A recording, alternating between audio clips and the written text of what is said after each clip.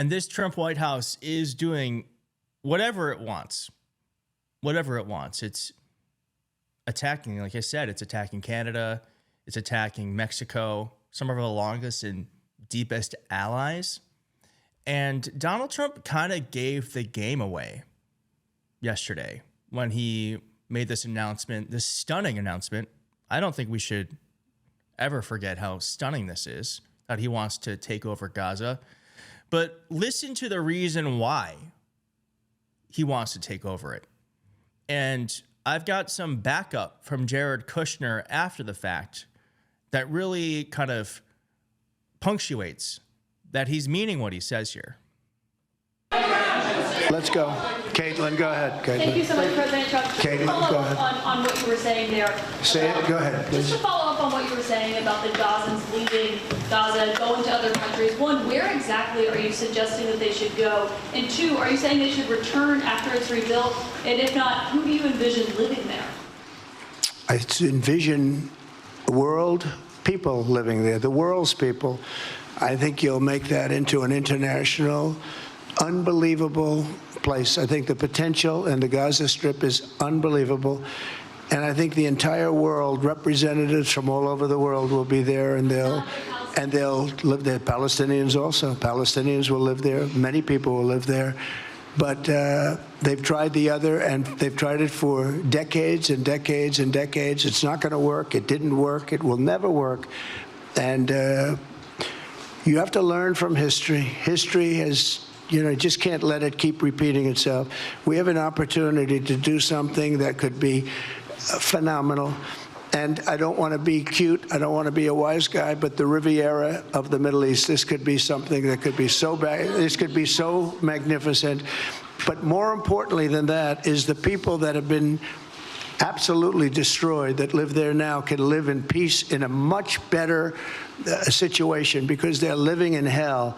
And those people will now be able to live in peace. We'll make sure. Okay, so did you catch that?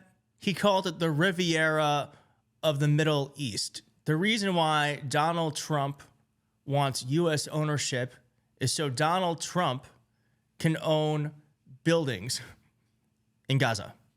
And I'm not being hyperbolic, because here is Jared Kushner, Trump's son-in-law, just kind of saying the exact same thing, saying Gaza has a beautiful waterfront.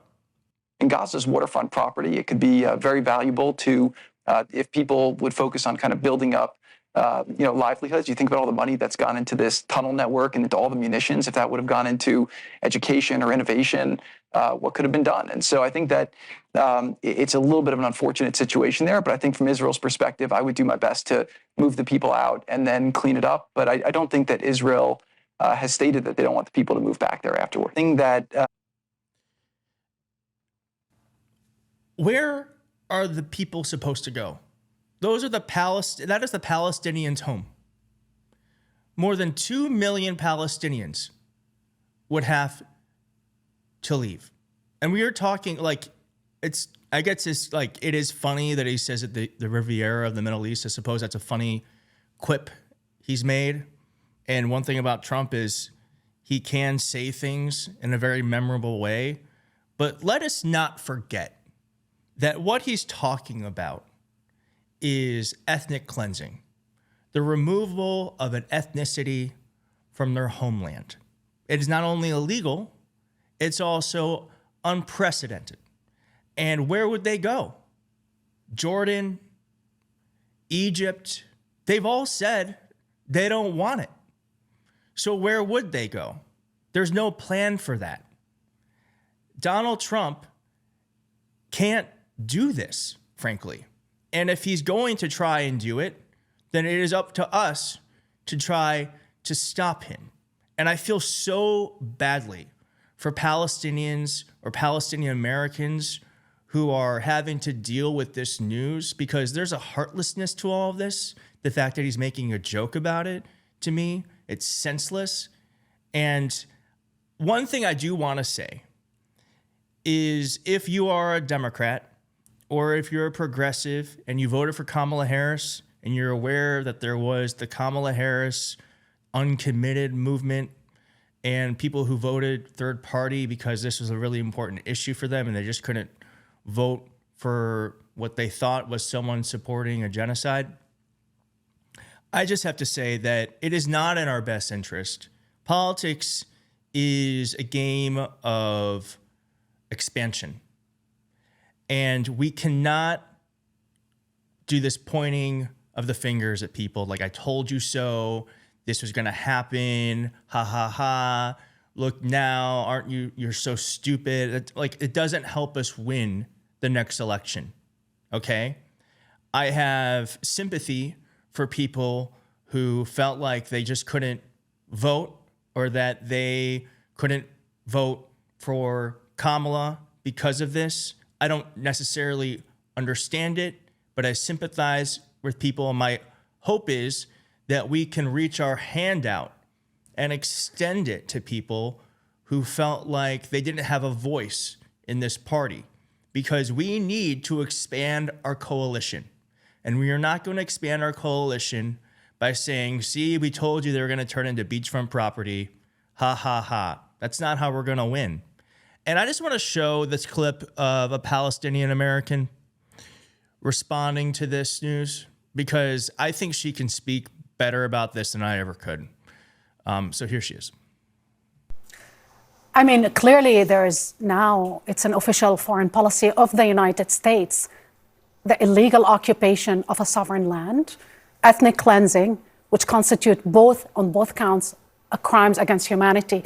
I mean, maybe Donald Trump doesn't remember, but July this year, the International Court of Justice actually talked about Gaza and issued an order. And in the order says that Gaza is still occupied, that occupation is illegal, that Israel needs to end the occupation both of the West Bank and in Gaza. By the way, the other piece, he said he will decide on the West Bank next week, which means we don't know next week if he will allow Israel to annex it or not. I mean, in 30 years, I've been covering foreign policy. I never seen a coherent, incoherent, lunatic proposal or proposition as such. He just put a target on every serviceman back tonight, because the region is on fire already, and he's setting the whole region further on fire. This feels... I love how she said that. It's a coherent, incoherent policy, because he said what he meant. It was written down. And one thing I just want to touch on before we move on to the next piece is that there are still hostages in Gaza. So what's going to happen to them now that he's made this announcement? An announcement that was essentially a war. He's essentially declared the U.S. troops are going to be going into Gaza. So what happens to the hostages? And this is extremely incoherent. Though it looks like they have a plan, it doesn't look like it was thought out at all. And so I just think in order to eventually move past this or help people, we have to figure out a way to expand our Democratic Party to include people that feel like they're not being heard or that their plight is not understood. Well, I wrote a book after a long journey and a ton of work. I am really thrilled with how it turned out, and I hope you'll read it. The book is called The Echo Machine.